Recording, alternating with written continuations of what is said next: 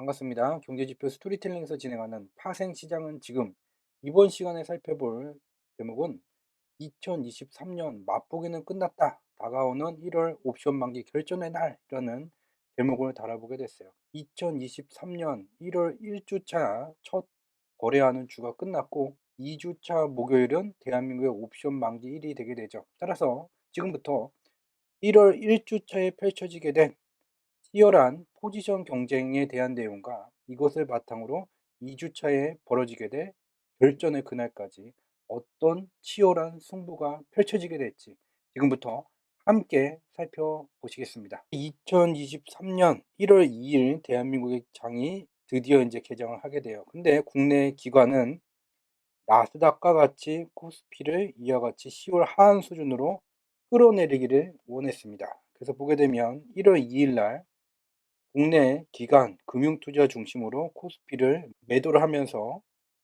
코스피 자체를 10월 하한 수준 가까이 끌어내렸고, 대한민국의 두 번째 거래 1월 3일 날도 국내 기관은 코스피 대형주 매도세를 통해서 코스피 지수 자체를 더욱더 10월 하한 수준 가까이 나스닥과 동일한 모양을 만들기를 원했었죠. 그때 가서 상황을 봐서 밑으로 더 내릴지 올릴지 눈치 보기 싸움을 국내 기관은 했던 거죠.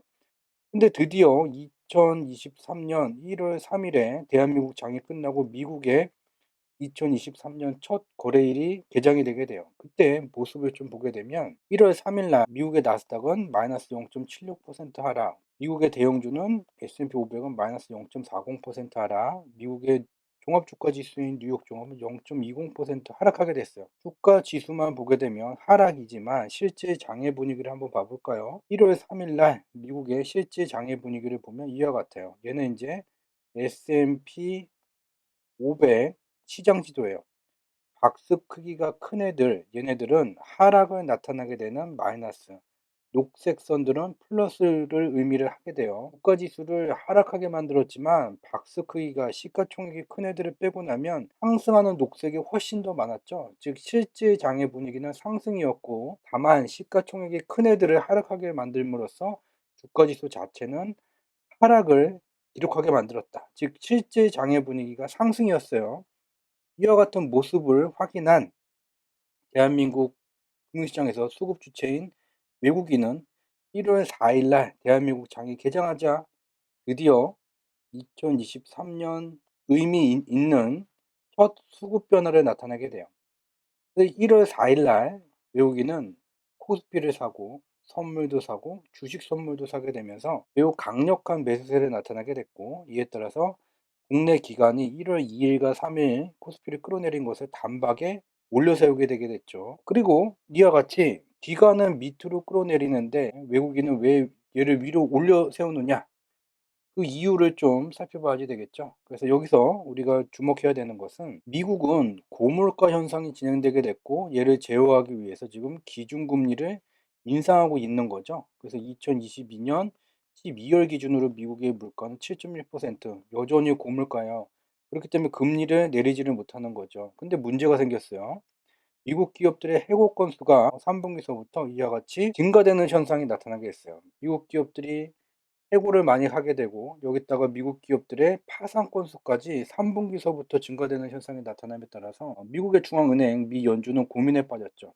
이와 같이 미국 기업들의 경영 활동이 위축되는 게 지표로 보이는데, 이것을 다시 활성화시키기 위해서 기준금리를 내릴 수가 없으니 다른 방법을 강구해야지만 됐죠. 미 연준이 여기 있고 시장이 여기 있어요. 시장 속에는 미국 경제의 부가가치를 만드는 주체인 기업들이 여기 있죠. 기준금리를 계속해서 올리다 보니 미국 기업들의 경영 활동이 침체되게 돼요. 금리를 낮출 수는 없죠.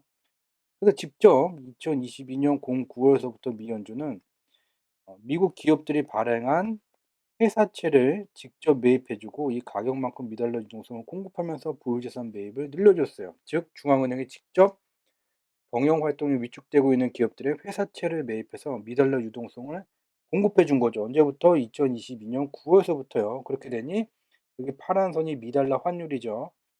2022년 9월 말서부터 9월서부터 미달러 유동성이 증가된 거죠. 미연준이 직접 회사채를 매입하고 기업들에게 미달러 유동성을 공급하니까 미달러 유동성이 늘어났어요. 그렇기 때문에 뭐 미달러 환율 가치 강세 현상이 하락 추세로 전환되게 된 거죠. 11월서부터 본격적인 미달러의 하락 추세가 진행되게 돼요. 그러면 뭐예요? 다중우선 보게 되면 파란 선이 이와 같이 꺾여져 내려오게 되면 미달러의 단위로 가치가 측정되는 상품들의 집합인 뉴욕 종합은 상승세가 오히려 올라가게 되죠. 그리고 여기에 국내 기관은 모르고 외국인은 알고 있는 것이 또 하나가 있죠. 여기 녹색 선이 미 달러 대비 원화 환율을 나타낸 거예요.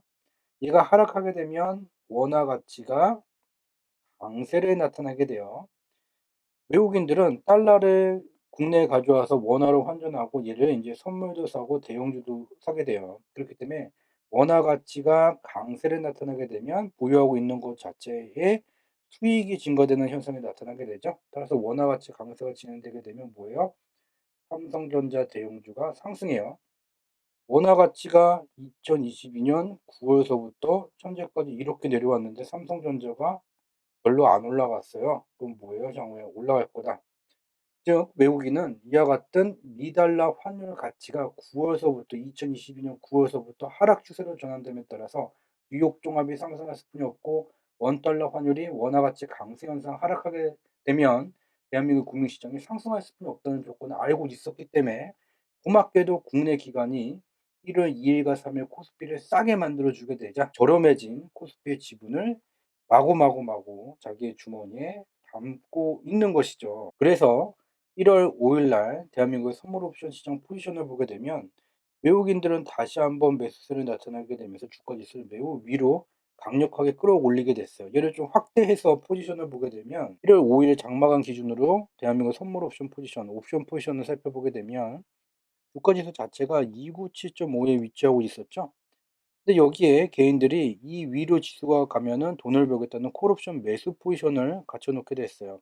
즉 이 말은 주가 지수 자체가 이 위로 올라가는데 걸림돌을 만들게 돼요. 그래서 1월 5일 장마감 기준으로 지수의 하단선은 292.5가 되고 상단선은 305 미만까지 주가 지수가 여기서 인제 변동하는 현상이 나타나게 되는 거죠. 지수가 297.5 위로 더 올라가게 되면 부담이 되게 되는 그런 조건이 갖춰지게 됐어요.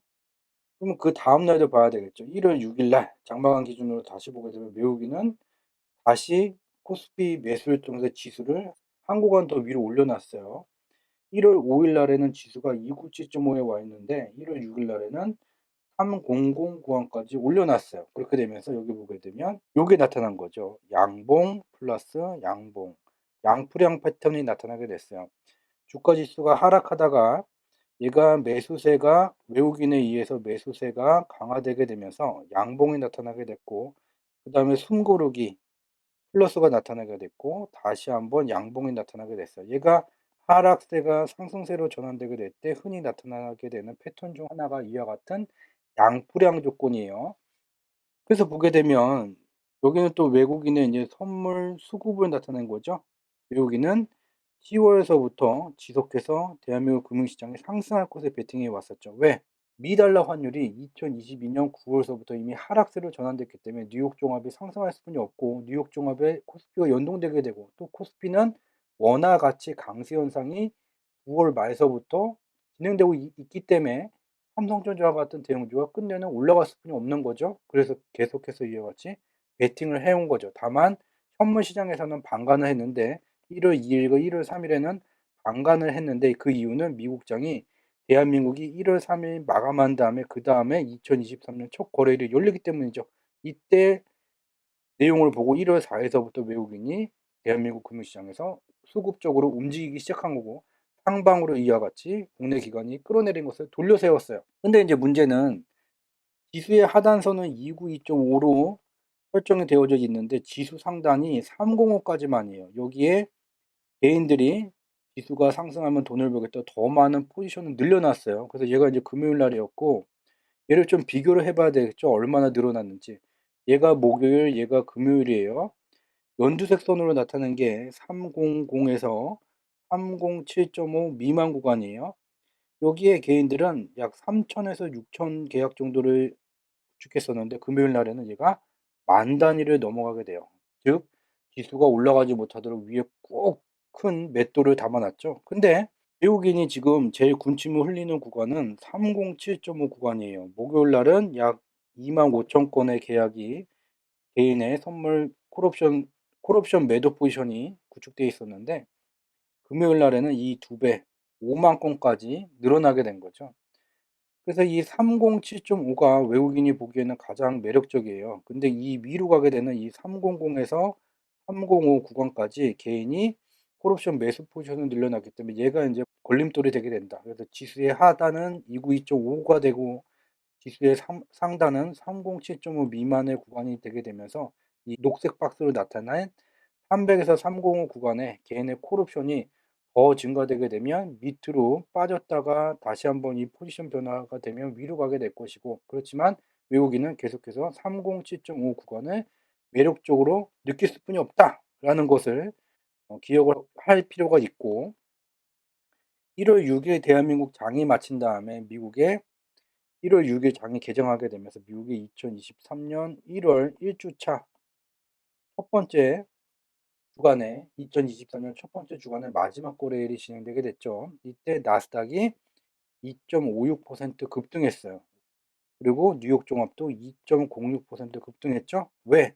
앞에서 봤듯이 이미 미달러가 2022년 09월 말서부터 이와 같이 하락세가 진행됨에 따라서 미달러의 가치로 측정되는 상품들이 상승할 수뿐이 없는 거고, 미달러가 2022년 변동폭에 이 상단에서 중단까지 내려왔죠. 그러면 주가 지수는 뭐 밑에서 중단까지 올라온 거죠.